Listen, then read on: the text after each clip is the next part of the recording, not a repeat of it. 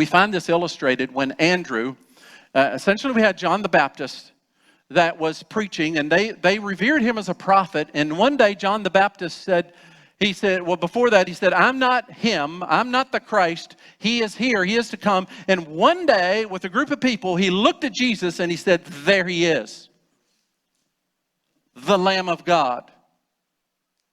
And those guys that were following John suddenly turned and they saw a man.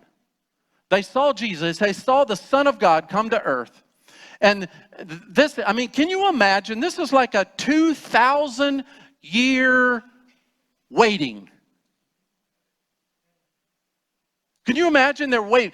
Moses wrote about it. This says so. Moses wrote about it. The prophets spoke of it. And suddenly he's here. 2,000 years, he's here. Can you imagine that moment? It's a pretty amazing moment. So that's what I'm going to be reading about. Andrew, Simon Peter's brother, was one of the two who heard that John had said, who had followed Jesus. And the first thing Andrew did was to find his brother Simon and tell him, we found the Messiah, that is the Christ, and he brought him to Jesus. Maybe we need to bring people to Jesus, not to church.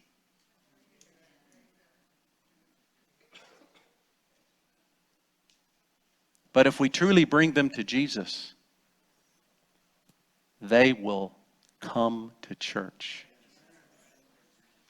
Because that's what Jesus people do.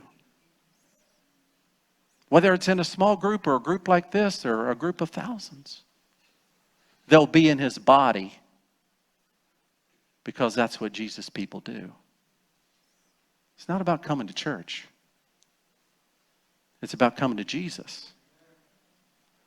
And Jesus brings people to church.